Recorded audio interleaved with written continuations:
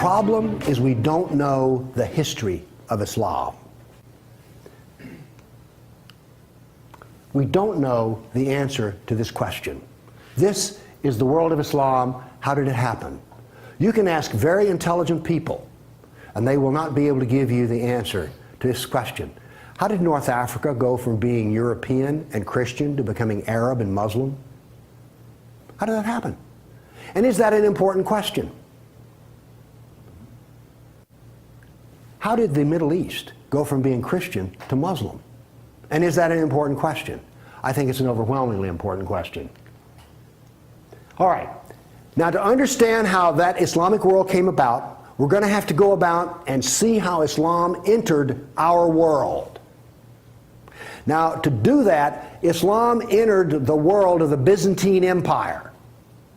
We know that in the Sirah, Muhammad's life, his last days were spent killing Christians and subjugating them. After he died, that process continued. So, let's describe the world that Islam invaded. Now, we're told that the Roman Empire collapsed when the German barbarians invaded Rome. Y'all heard that story? Well, that's false. That is not true. It is wrong. What happened was, after the German barbarian tribes invaded Rome, they set up their own version of the Roman Empire. They retained classical culture. They spoke Roman. They hired Roman philosophers and Roman attorneys to teach their children and to run their schools. They came into the Roman Empire not to destroy the empire, but just to get the goods for themselves. The eastern part of the empire, so-called Byzantine Empire, is over here. Now, this is after the German invasion. The important point is this: there was still a classical empire. It's not collapsed. Then, after the fall of Rome, the Byzantines gradually exerted their political influence till now this was the new form of the Roman Empire. This is the Byzantine Empire, and it is about to be invaded. This is the classical world that Islam invaded. Notice that the classical world is still up and running.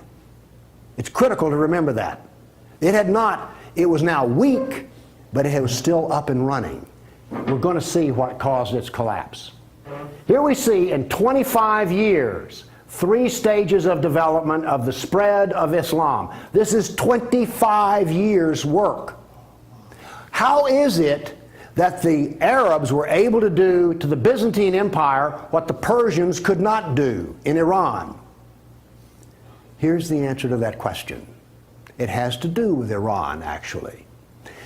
The Greeks and the Persians had been having wars since forever. All right? The 300 at Thermopylae, that was about the Persians. All right? Alexander the Great, he defeated the Persians. The Persians kept hammering on the Romans and then the Byzantines, and 25 years before Islam invaded, there was one massive last series of battles that left Persia weak and the Byzantine Empire very weak. Then comes along the Black Plague. 1 person in 3 dies. So the Byzantine Empire, when Islam invaded, had been weakened by a long war with Persia and the loss of 1/3 of its population. The economy had collapsed by 2/3. You think the Obama economy's bad? Try 2/3. So we had an empire that was weak, invaded by people with a mission. Now, what's important here is these 3 different shades of green represent the different caliphs. This empire is beginning to build here came from people who could be described as the apostles of Muhammad. Why is it important to know that? They knew Muhammad. They held his hand. One of them, Ali, married his daughter. Abu Bakr was his father-in-law. These people are not just brothers in the religious sense, they're brothers in the family sense. They knew Muhammad like I know my wife. And what did they do? Did they go out preaching the Quran? No, they didn't. They picked up their swords, got on their camels and horses, and went out whacking Christians and Persians That is, this is the true nature of Islam. Here you see it. This is the fruit on the tree. Massive destruction. Now notice something else that's happened here. Egypt is the breadbasket of the Mediterranean. Syria, the heart of the intellectual world of the classical empire. In 25 years, the classical civilization lost its ability to feed itself and lost its biggest brain trust. This destroys classical Christianity. Christianity that we have today is a bloody stump of the original Christianity. Why? This destroyed the heart of it, transformed it. The first stage of the annihilation of classical empire, gone. The heart of it's gone. Okay. A century later, notice over here in Spain, 750 AD, Spain is already Muslim. This is rapid fire conquest. This is going to become very important because this happened as it were in the life of a nation overnight. This brutal assault is the key as to why we fear Islam. Now then, you're next going to see history that you've not heard before. I'm not a historian, but I am a scientist. And I can reason from data. I knew, once I read the story of Muhammad, that I had been fed a pack of lies about what caused the Dark Ages. Roman barbarians didn't cause the Dark Ages. First off, why would these barbarians were Germans? These are the same people who made Germany. You're telling me they were too stupid to learn how to do Roman law and stuff? Of course not. They were very intelligent people. They didn't cause the collapse. But that's the classical theory. If you go to Vanderbilt, that's what they'll teach you. Here we go with the data. There has recently been a lot of classical ancient works that have been translated and put into a database format so they can be accessed. There's been massive archaeological research under the ocean and at the edge of the Mediterranean. From this archaeological research, we're able to track history and economies. All right? That figure I gave you about how the economy collapsed, that came from the study of sunken vessels. Because if you're not buying much, you know, if 1 in 10, let's say 1 in 10 ships is sunk. That figure's not that high, but whatever. If you see a lot of sunken ships, there was a lot of ships sailing around. When they go down, the economy goes down. So from this data, we know a lot. And this, in particular, the database of ancient documents gives us 548 battles that Islam fought against the classical world. This is all new information. I've talked with people who consider themselves history buffs, and they go, well, let's see, battles of Islam against Europe. Let's see, we've got the invasion, we got Tours, we got the invasion of Gibraltar, we've got Lepanto, Gates of Vienna, collapse of... Okay, that's 5. You talk to a historian, and those are the 5 battles they can scratch up. And I remind you, you can have all of these slides if you just send me an email for it. Okay, what does this new data show us? It shows us this. See the white spots? They're brand new battles. They're going to change to red. These are new. Every time, I want to show you this all over again. Every tick is 20 years. The new battles for that 20-year period come up in white, then they fade to red to show you the history. So white's what's happening right now, red has happened. Let's see how these 548 battles act out over. We're going to watch, in 70 seconds, we're going to watch 1,200 years of conquest. Look how fast this is happening. Bam! Here comes... You didn't know France was hammered that hard, did you? You heard of Tours. Watch what's happening in Spain, in the islands. Now, many of these raids or battles, if they're at the coastline, are slave raids. The slaving that took place in here was extensive and went on and on. All of this work is also happening now then. We're now into the golden age of Baghdad. This is the punishment that's being handed out to Christians everywhere.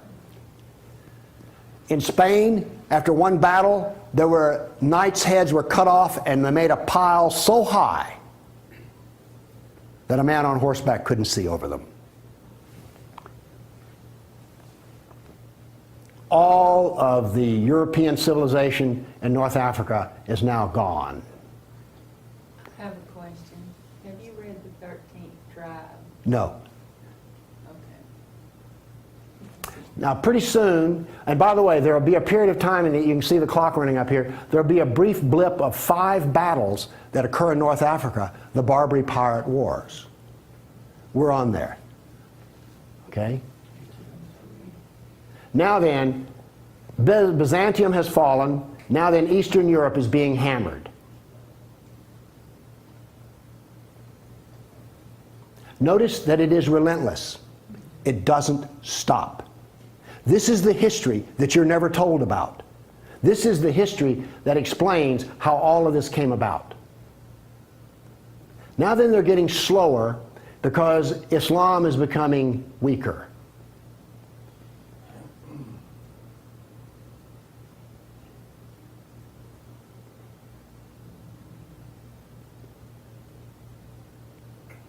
Why was it becoming weaker? Corruption.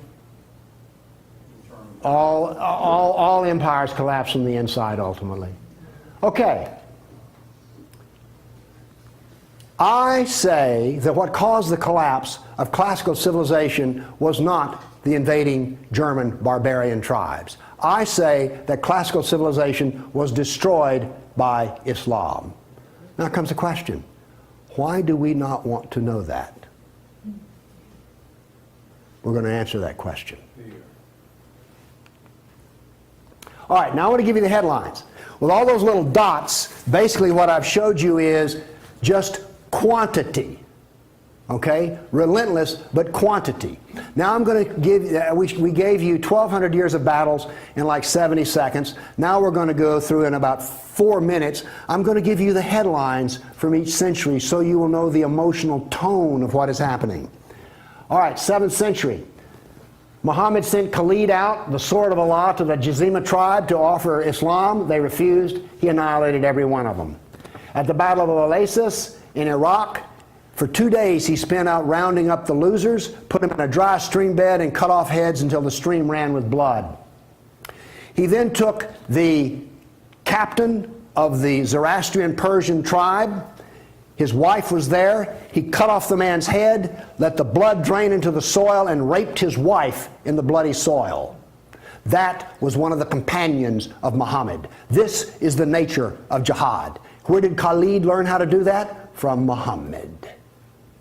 From Muhammad at the Battle of Khaybar. Umar conquered Jerusalem, and every Jew and every Christian became a dhimmi, which is a third-class semi-slave. You're now going to see, for the next few centuries, you're going to see Golden Age. We're told this myth of the Golden Age, how wonderful Islam is. So here's what's happening during the Golden Age. They started attacking Sind, which is the Hindus. 26,000 Hindus died. Armenian nobles were herded into a church after a debate, and the building burned down on top of them. At Ephesus, 7,000 Greeks are enslaved. We're still having the Golden Age. All new churches were ordered destroyed. At Amorium, there was massive enslavement of all the Christians. The Egyptian Christians revolt over the jizya, which is the dhimmi tax under the Sharia. Churches are burned, vineyards destroyed. 10th century, we're still in the Golden Age. In Thessalonica, 22,000 Christians enslaved. Christians massacred in Seville. In Egypt and Syria, 30,000 churches destroyed. You have your religion, I have mine. Still in the Golden Age, 6,000 Jews in Morocco killed, hundreds of Jews in Cordoba killed, 4,000 Jews in Granada killed, Georgia and Armenia invaded. In Hindustan, 15,000 killed, 500,000 enslaved. Golden Age, still upon us. In Yemen, the Jews are given the choice of convert or die. The Christians of Granada are deported to Morocco, and in India, cities are destroyed under the order convert or die. In one town, 20,000 Hindus became slaves. Still the Golden Age. 50,000 Hindu slaves decided to get freedom by converting to Islam. A new 20-year campaign created 400,000 new Muslims out of Hindus, Buddhist monks butchered, nuns raped. In Damascus and Safed, mass murder of Christians. Jews in Marrakesh massacred. Tabriz, forced conversion of Jews. Still, we're in the Golden Age. There are riots in Cairo, churches are burned, Jews of Tabriz are forced to convert. Tamerlane, one of the most evil men who ever lived, massacred 90,000 Hindus in one day. 30,000 in another battle, massacred in cold blood. Another Muslim leader takes 180,000 Hindu slaves. Oops, we're out of the Golden Age. See if you notice any change in tenor. Tamerlane destroys 700 villages in India. Now then comes he then turned to Iraq and annihilated the Nestorian and Jacobite Christians. The Nestorian Christians, half of the Silk Route in China was Nestorian Christian. The Nestorian Christians had emissaries and missionaries in the court of China. Afghanistan was partly Christian. All right? Gone. This is part of the destruction of the church that no one knows about. 700 years of attack, they finally destroy Constantinople. 16th century, the son of Tamerlane destroys temples, forced conversions. Two of his generals built 2 towers of human heads. Once again, you couldn't see over them. And then noble women, Hindu women, started the practice of sati, which was mass suicide in order not to be sex slaves inside of the Sultan's harem.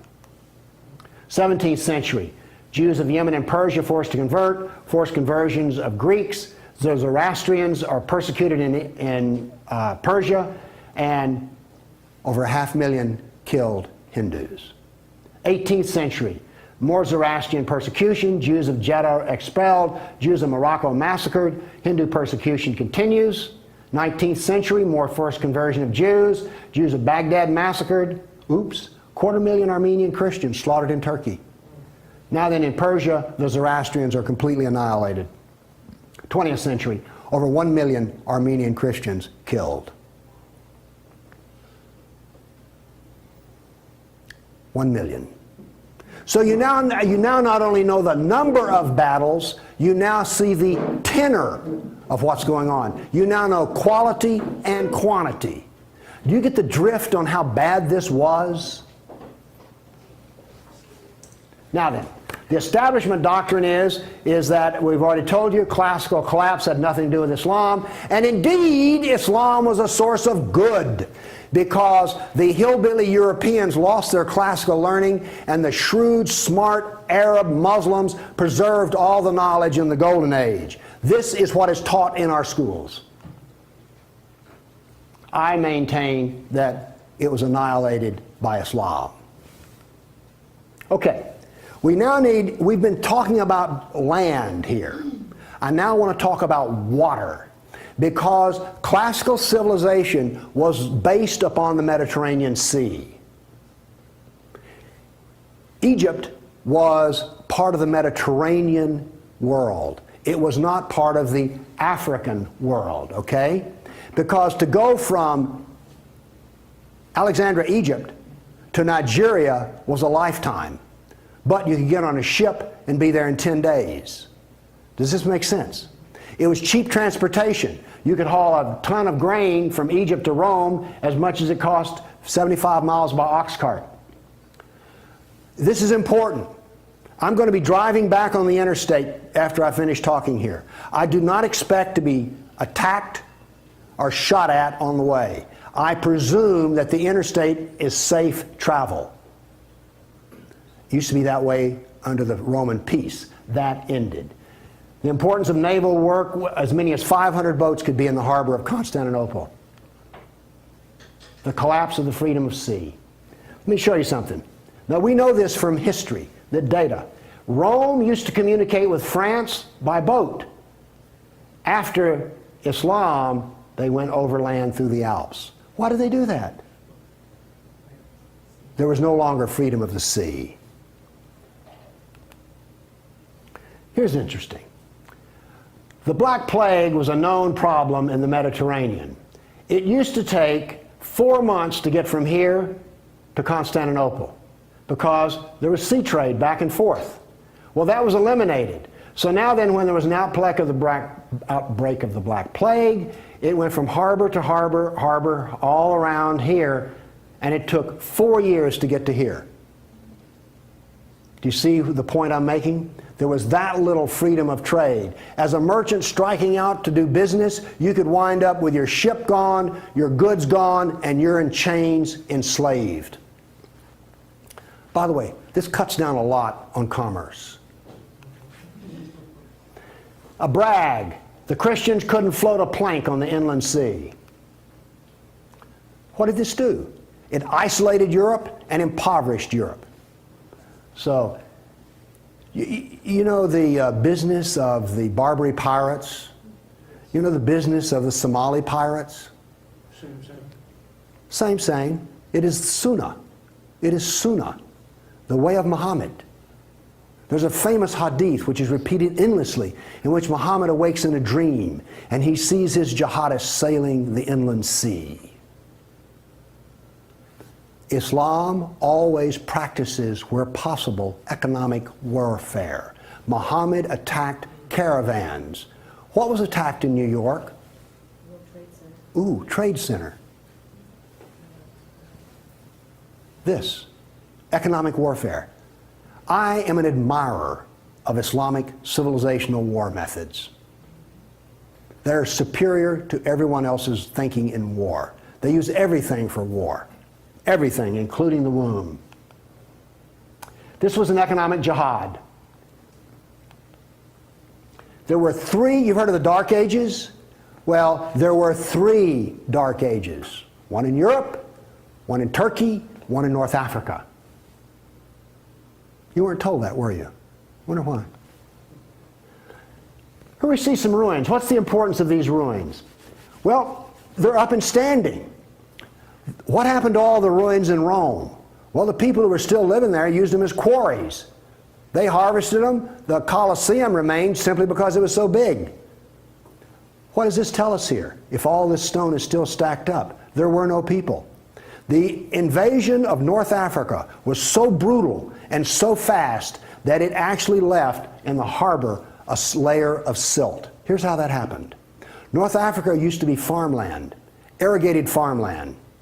The Romans, clever men that they were, put along the roads in North Africa olive trees for shade and for keeping the road fixed for free. Because what would happen is you would bid on buying a lease on a stretch of Roman road in North Africa.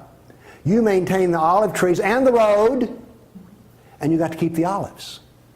So the Romans got money from selling the lease, and then they got the road fixed for free, and somebody has a business making money.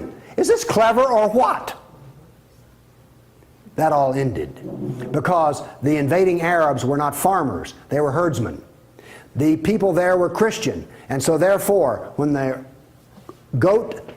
average Arab family would own 50 goats. They put their goats out into the fields of Christians, and the Christians as dhimmis had no right to protest. Between death and the erosion of the crops, there was this produced a layer of silt in the harbors. So that's how brutal, hard, and fast came about this collapse of economy in North Africa. What was left for a European economy? Furs, lumber, swords, and slaves. We're now really getting to one of the points where we don't want to know this history. Anybody here all real proud about how some of your ancestors were taken off a coast in Italy and then put into a harem in North Africa? And now you have children from that who are distant relations. You see, you may have distant relations in the Arab world you don't know about, because 1 million Christians were sold into slavery. And by the way, the Venetians helped to do that. And another embarrassing piece of news is this. The Jews were very big in the trans-Mediterranean slave trade. Nobody comes out of this looking good. No one looks good. Are you also beginning to see, like, I don't think I want to know any more about this history at all? Okay? Are you catching on here? All right. Now, the other thing we're told that's so bad about Christianity and so pitiful about those poor Muslims are the Crusades. Who's ever heard this? Well, the Crusades, oh, that's so embarrassing. Gosh, you know, we got out of Europe, we went over there and invaded the Arab lands, and then we killed them and hurt them, and like, oh, I've heard preachers wallow in pity about how drastically bad the Crusades were. All right, first off, Islam, remember, destroyed 30,000 churches. The Jews and Christians were dhimmis. There was an infinite number of brutality against Christians. Christians were fleeing the Middle East, and the Byzantine emperor appealed to the Pope, help us, please. Now, this was a big thing to do, because the Byzantine emperor and the Pope did not get along at all. But these were desperate people. And what did the Pope look out and see? This is the world that he saw in 1100, the time of the First Crusade. Well, let's see, this much of Spain is Muslim, and we're getting our behind kicked on a regular basis. Oh, well, this Christianity's gone. Oops, this Christianity's gone. And look at all the battles in the non-Christian, in the areas that are still Christian. Do you see the geopolitical problem that the Pope was facing here? This was not just some, you know, we'll saddle up, get on our horses, and go steal from them Arabs, which is what you're told. This is the political picture. But now then, let's do this. Let's look at a battle map for the Crusades. Let's be fair. I showed you the Jihad map. Now here comes the Crusade battle map.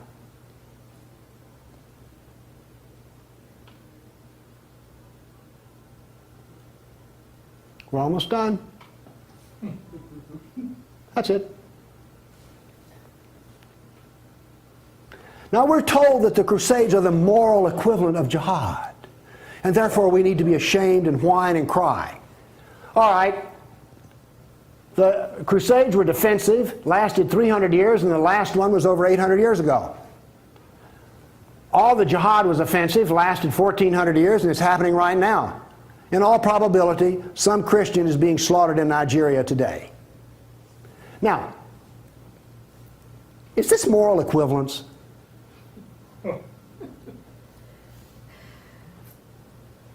Why won't they teach this in a church school? So the ministers will stop, oh, the Crusades were just so terrible. No, the Crusades were one of the few times the church put steel in its spine. And then we apologize for it. Now then, let's go to the great benefits of Islam. We're told about two different golden ages. We're told about Andalus, the wonderful empire in Spain, in which there was multicultural peace, and Jew and Christian and Muslim all lived together in a golden age in Europe. You ever heard that? Well, here we go. This is the battle map of the Golden Age in Andalus. Now, while all this is going on, orders for slaves are being filled. The first slave order out of Spain was the Caliph ordered up 3,000 blonde virgins. They were shipped out of Spain.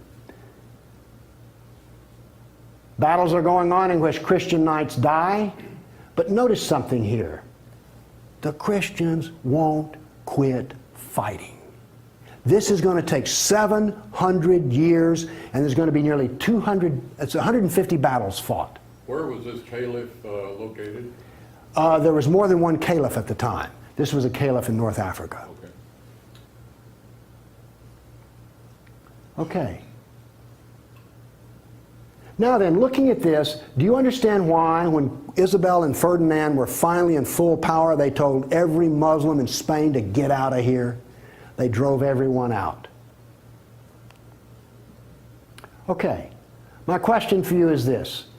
Was Andalus a multicultural golden age or a reign of terror? I claim it was a reign of terror, and it was not a golden age at all. And yes, there were a few people who had it good. The elites had it good. There were some rich Jews and rich Christians that had it good. Also, otherwise, there was constant war, slavery, and Christians had to wear robes so you could tell a Christian from a block away. And a Christian couldn't carry a sword, and they paid special taxes. And then we come to the question, why are we told this story? Now we have the Baghdad Golden Age. Here we go. This is all the battles that are fought during the period of the Golden Age in Baghdad. Now, not only are they as busy as they can be killing Christians, but they're also busy establishing the Sharia doctrine. They're also busy establishing the Hadith doctrine. And they're also busy in doing things like slave trading. You know all those exotic pictures you've seen of the harem? They're sort of pre-Playboy sexy, beautiful women in gauzy outfits. All of those women were Christians. Less romantic sounding, isn't it? The other thing that's happening in Baghdad is this. A new philosophy is being generated in which there is no cause and no effect. This turns out to paralyze the mind. Okay, those were all the battles that were fought during the mythical Golden Age. Okay, during the Golden Age, Christians and Jews were dhimmis, Christians were sex slaves. Here's one that gets me. During this Baghdad Golden Age, they evolved a philosophy in which there were no laws of nature and there was no cause and effect. I'm a scientist. We work off of two laws, the law of contradiction, does the data contradict the data, and the law of cause and effect. I've just explained to you why, out of their Golden Age, why you don't find Muslims getting Nobel Prizes in science. You cannot be a scientist and not believe in cause and effect. You just can't. Won't work. Now then, the Christians did all of the vaunted translation of the Golden Age text, and get this. We're told that this was such a great peak of learning, they destroyed 90% of the books. And we're told that the remaining 10% they preserved is like, oh, this was the Golden Age. Oh, we live in eternal gratitude to the Muslims. If they had come along, we'd have had 100% of them. Presented with a library in India, the largest library in the world was a Buddhist library in Nalanda. They came to him and reported the existence after they had conquered, and they said, what shall we do with the library? The order from the general was this. If it contains any information that is in the Quran, we already have it, burn it. And if it contains any information that is not in the Quran, it is false, burn it. The same was done with most all of the libraries. And why are we told this was some wonderful golden age that preserved knowledge for us? Ottoman Empire, 1683. The reason I have this up here, Islam in Europe. That's the world today. I've now explained to you how this world came about. It came about through relentless, brutal persecution of everyone who was not a Muslim. Now then, let's change to modern times. All of that work stops in 1922. This works off a database of 19,000 jihad attacks since 9/11. There are things like this. I know the date, the country, the city, how many are killed, how many injured, and a description. Now, when you present a guy like me with 19,000 pieces of data, I start asking questions, how do we make this make sense? So let's make it make sense. By the way, you did hear all about these 19,000 attacks in the Tennessean and the local newspaper, didn't you? You did hear about this. It was on the nightly news. We've heard about Fort Hood.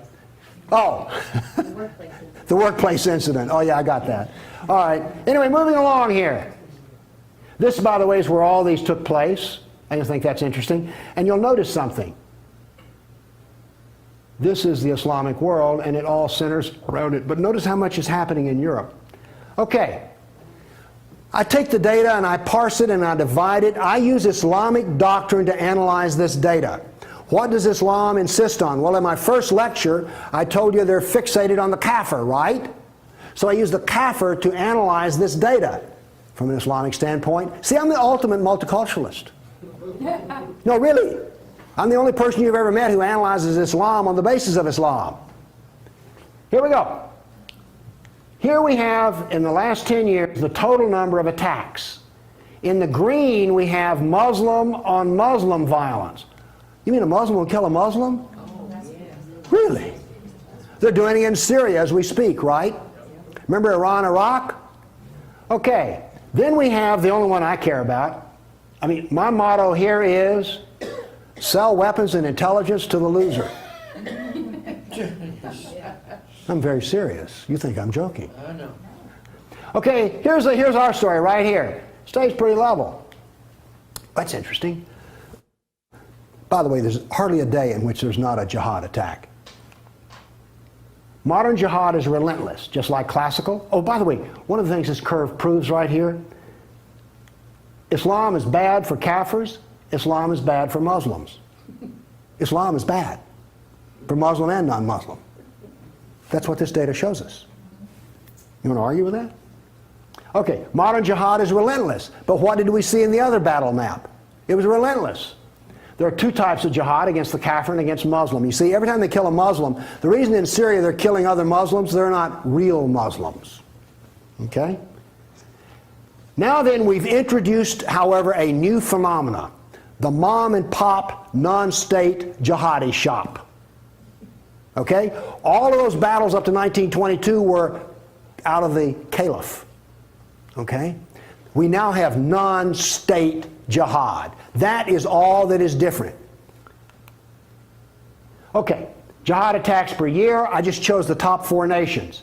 But this doesn't really give us what we want because Israel's teeny weeny and India's great big, so let's do this on per capita. Now then, Israel, I bet you were surprised about Thailand. You didn't know that Thailand was getting whacked on a regular basis, did you? And look, here's a Christian nation, the Philippines, ranks number 3. And then India was Hindu. Oops, wait a minute. Do you know what I just told you? Jihad is against the Jew, the Buddhist, the Christian, and the Hindu. This is the data. Now you go to these dialogues, these multicultural smoozes they have, where the preacher and the rabbi and the imam show up. The preacher and the rabbi show up to tie, the Muslim shows up to win. And then what does the Muslim tell them? Oh, the Christians and the Jews, they're people of the book. Oh, we're brothers in the religion of Abraham with the Christian and the Jew. You know, we're practically the same. We're brothers in Abraham. How's that stuff work out? Well, here's one of your people of the book. Here's another people of the book. Turns out they'll kill a Jew, a Buddhist, a Christian, or a Hindu just as fast as they will another. So much for being brothers in the religion of Abraham. The data does not support the theory. Therefore, the theory is wrong. There is no brotherhood of Abraham, except in the minds of people who occupy pulpits. The jihad is against the Jew, the Buddhist, the Christian, the Hindu, and the secularists, by the way. The secularists are the worst of all. Well, maybe worse than the Hindu. It gets hard to know, you know, I mean, really. It's against all kafirs. That's who the jihad is against. The religion of peace, here we go. 548 battles, 19,000 jihad attacks. In 12 decades, in 1,400 years that are jihad free. Therefore, Islam is 91% violence and 9% peace. So George Bush was 9% right when he declared religion of peace. Constant violence is why? There's a doctrine. The doctrine of jihad is found in the Sirah, the Quran, and the Hadith. We've already been over this. They don't like kafirs. We have a whole doctrine of jihad within the text. Islam was only successful through jihad. Therefore, we have a doctrine which produces jihad, and it produces this effect of the collapse of civilizations. Here you go. Tears of jihad. 270 million dead over 1,400 years. Read them and weep. Read them and weep. The doctrine drives history. History shows the true nature of political Islam. Political Islam is the enemy of all Kafir nations. Here's an intellectual history. In 1,400 years, I've read a lot of old documents. They never talk about the Muslim. They talk about the Arab, the Turk, the Moor, Al-Qaeda, Asian, and it's always been by specialists. And today, all the established specialists are apologists for Islam. Why was the Quran code not cracked recently? How come we don't teach Muhammad? And why is the Golden Age propaganda taught? Why do we remain ignorant and keep suffering? I maintain there's a reason for this. I maintain that this constant brutality over the centuries has produced in the Western mind the equivalent of the abused dog, the beaten wife, and the raped child. We do not think correctly. Everybody's seen the beaten dog that when you approach it, that is the Western mind. We deny the attacks. How much jihad is ever reported? The churches will not even admit that a Christian suffers anywhere. Fear. Muhammad used fear. Any public critic of Islam has a certain fear element there. Guilt. Oh, we haven't treated Islam right. If we treated him better, everything would be good. We don't teach the history. We humiliated. Who here is going to go home and brag about how your ancestors were slaves, how your history was annihilated, and that all we teach is the lie of the golden age? Have you not noticed since 9/11 how bitter and angry politics has gotten? The reason is we're not allowed to get angry at the enemy, so we get cranky with each other. We're powerless. Anybody want to debate about this? The abuser. Muslims will not admit they sold a single slave or ever killed a person. They're arrogant and self-confident. Islam is perfect. Word Islam means submit. They expect submission out of us, and they get it. Islam is the victim. After 9/11, I heard this. The real victims of 9/11 were the Muslims. You've heard that anywhere? After 1,400 years of jihad, brutality, enslavement, theft, deception, rape, annihilation, and insults, the kafir mind has become identical to that of an abused victim. Our only solution is to face our history and welcome it and embrace it. So what I'm going to do right now is I'm going to crunch 1,400 years of Islamic history in 5 minutes and make it as exciting as I can possibly make it. Because I hated history when I was a little girl.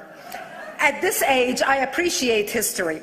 And now I understand why they say those who don't learn from history are doomed to repeat it.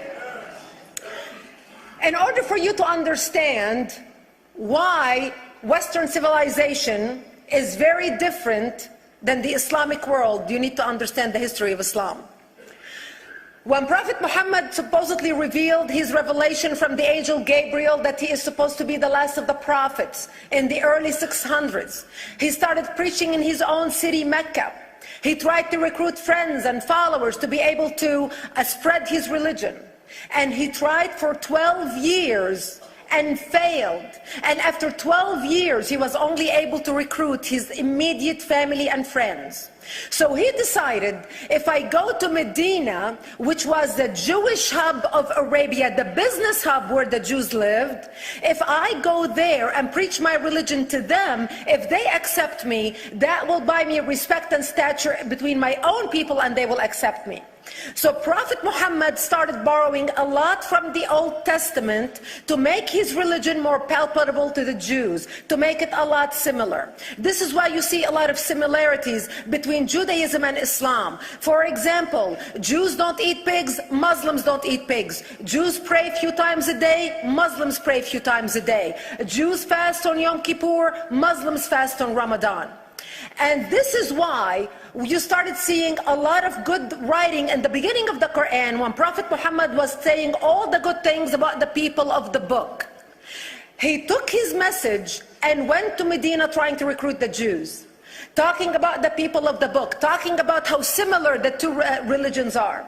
When they refused to accept him and follow him as the last of the prophet, that's when he turned against them and started killing them and started expelling them. That's when Islam went from a spiritual movement for the first 12 years of Islam into a political movement cloaked in religion after the year of the Hijrah, after Muhammad went to Medina and the Jews did not accept him. He became a military warrior and declared war on them and started expelling them. Jews and Christians became dhimmi, or second-class citizens. They were only allowed to stay alive and not be killed only by paying the jizya, or the protection tax. So they had a choice: convert to Islam, or if you want to stay alive, you have to pay the jizya or protection tax, living as dhimmi in the Islamic nation. Christians and Jews could not ring church bells. Jews could not blow the shofar. Christians could not ring church bells. They could not pray publicly. Christians and Jews could not gather together and build new churches or new temples. And the way they paid the jizya, or the protection tax, was in a monthly ceremony where they would get together downtown, and the Jew would kneel on his knee and hand his goods to the mullah, who would take the goods as the price for buying the protection. And in many areas, Jews and Christians were given necklaces to wear as a receipt that they paid their jizya, or their protection tax. Jews considered najis under Islam. Najis is bodily fluid. Najis is garbage. Najis is dogs. Najis is dirty. So Christians and Jews were treated as second-class citizens. Islam continued to grow. As Islam grew, more people became dhimmi, or second-class citizens.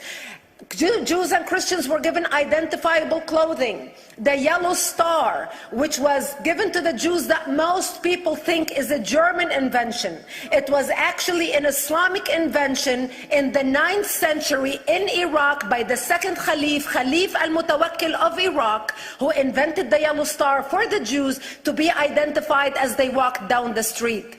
Because Jews were considered najis, if a Muslim man or a Jew walked on the same side of the street, the Jew had to cross the other side so the Muslim man can walk, so he's not dirtied by the filth of the Jew. Christians were given the zunnar, the belt, which most of you men are wearing right now. That was an Islamic invention for the Christians. Islam continued to grow. They went all the way to Jerusalem. They conquered Jerusalem. Christians couldn't ring their church bells in Jerusalem. The Pope in Rome in 1090 told the Christians, how could you sit idly by and allow your brethren to suffer like this in the Holy Land? You need to go liberate the Christians. You need to go help the Christians. That's why the Crusaders were launched. The Crusaders were not launched because they just felt like waking up in the morning and going and converting a bunch of Muslims or beheading them. The Crusaders were launched to liberate Jerusalem. And they were able to liberate Jerusalem for less than 100 years before Salah ad-Din al-Ayyubi, Saladin, took it back, and Jerusalem remained under Islamic control until 1967, when the State of Israel liberated Jerusalem, where Christians, Jews, and Muslims could pray under the same sky. The Crusaders continued fighting Islam, and for 300 years they tried and failed. And by the 1300s, the Crusaders disappeared because they could not win against Islam. Islam continued to expand. They went all the way to Central Europe. They went all the way to China. They went to India. They conquered Spain. They changed the name of Spain from Spain to Andalusia.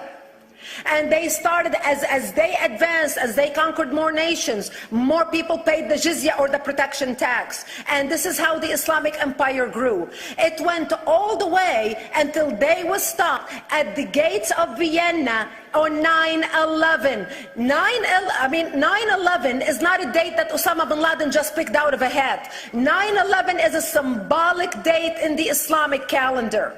By the 1600s, Islam had covered more of the earth's surface than the Roman Empire did at its peak. Between the 1600s and the 1800s, the Europeans were experiencing the European Industrial Revolution, where the Europeans were able to invent products on factory lines, where they are able to make money and sell products, which gave them the money to build a strong army in order to fight the Muslims. And that's how they were able to stop them at the gates of Vienna on 9/11.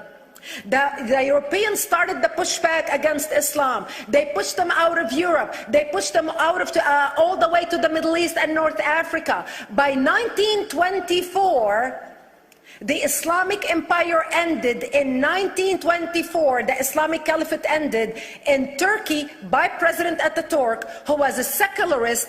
He ended the Islamic Empire, and he gave women rights to vote. He gave women a right to an education, a right to work, a right to choose a husband. He forbid women from wearing the hijab. He forbid men from wearing the beard. The Muslims hate him so much that they consider him a Jewish agent, because they believe that his his mother in her bloodline was Jewish, and that was the influence on Ataturk.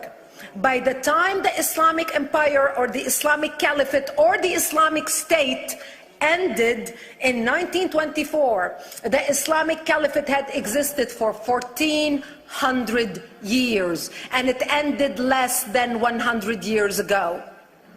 By the time the Islamic Caliphate ended in 1924, 270 million people around the world were killed by Islam. 270 million, and we didn't have weapons of mass destruction, and there was nuclear weapons. All of these people were killed, butchered by the sword. The people in the world, less than 100 years ago, how many people knew this history? Please raise your hand. We in America have failed to educate our children about history. We in America failed to educate our population about history. Our children in high school, you take any 17, 16-year-old kid, 18-year-old kid, and ask them about World War II. They can't even tell you what happened in World War II. For them, it's ancient history, and we still have our World War II veteran walking among us. That's how little we know of history. Islam ended in 1924, the Caliphate. People thought the Caliphate will never be resurrected. The Caliphate will never come back. But two things happened in the Middle East in the last century that made the Islamists be able to resurrect the Caliphate. Number one is the discovery of oil in Saudi Arabia, which we were able to discover and were stupid enough to allow them to nationalize it. And the number two that happened was Ayatollah Khomeini coming to power in 1979. That gave the Islamists the money and also the spiritual covering in order to explode on the world stage. And people say, oh, well, the Wahhabis exported their Wahhabi radical religion. The Wahhabis are the name of Wahhab. They're not a different sect of Islam. They follow the authentic preaching of Prophet Muhammad, the way Prophet Muhammad lived and practiced his religion. This is why neither you or me or any infidel can step a foot in Mecca, because as far as they're concerned, we are filth. And as infidels, we're not allowed to step a foot, not President Obama and not anybody else.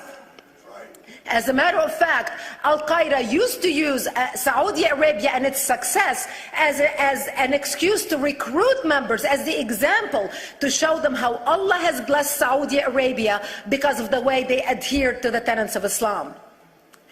And today we talk about ISIS. ISIS is not a new invention. ISIS resurrected the caliphate that ended less than 100 years ago. Except we are too ignorant and too uninformed to understand what ISIS is doing and why ISIS is succeeding.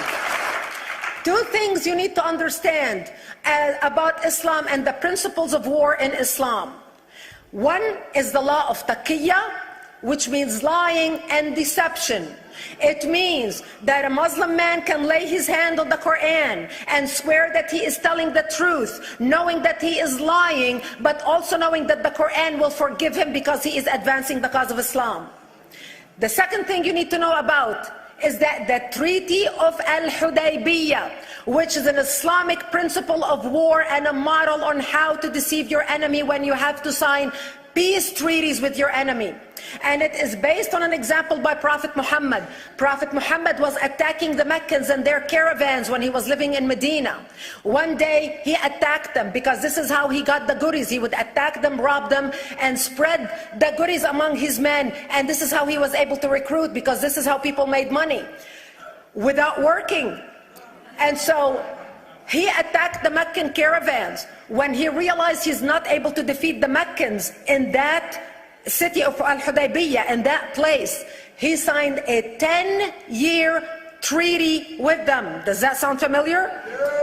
A 10-year treaty with them that says he will not attack them, he will have peace with them, he will not declare war on them. Muhammad used the treaty for 2 years to build his military, strengthen his army, and when he realized he was strong enough to attack his enemies when they least expected it, because they thought they had a peace treaty with Muhammad, he broke the treaty, attacked them 2 years later, and Mecca fell within 24 hours because they were not expecting the attack. And that became a principle of war in Islam. And to give you an example of how that is practiced, this is why anything signed with Iran means nothing to them. And to give you an example of how this law has been put to use in recent history, Yasser Arafat, who's not an Islamist, but he is a Muslim, met with the Israelis and signed the Oslo Accord in 1993. Remember all the handshaking at the lawn of the White House? The Oslo Accord, Yasser Arafat used the peace treaty, the Oslo Accord with Israel, to get Israel to bring him back and give him his territory, finance his military, train his police, and give his police the weapons. Yasser Arafat broke the Oslo Accord 8 years later, didn't even wait 10 years, and declared the second intifada in 2000, and all hell broke loose. He used the same treaty to win and deceive against his enemies and deceive his enemies. When Jordanian press, after Yasser Arafat signed the Oslo Accord with Israel, and Egyptian press would interview Yasser Arafat, and they would say, how could you sign a peace treaty with the devil? How could you sign a peace treaty with the Jews? Yasser Arafat will tell them, remember Hudaybiyah. That's all he would have to say. The whole Muslim world knew exactly what Yasser Arafat was talking about. We in the West and the Jews in Israel, it was over their heads. Nobody understood what Hudaybiyah was referring to. And this is the type of deception that we are dealing with. So when Iran signs a peace treaty with the United States for 10 years, they are using us as useful idiots, as gullible, ignorant people who are signing a peace treaty with the devil in order for Iran to continue her thing. That is why it is so important to be wise about who we're going to put in the White House next year. This is why it is very important that whoever we're going to elect next year to office, that the next president be well informed about the history of radical Islam, understand our enemy, understand what ISIS is all about, understand what their end goal is. And this is exactly, people are wondering how come ISIS is having such success recruiting people from all over the world. They exploded all over the world. The Pew Research did a poll, and of course the Pew Research is not Brigitte Gabriel, is not Fox News, is not Tony Perkins. The Pew Research did a poll in 2013 when they went around the world and interviewed Muslims from Islamic countries all over the world, and they asked them two questions. Would you like to have Sharia law as the law of your country? And would you like to see the Islamic Caliphate? And remember, this was in 2013, before ISIS.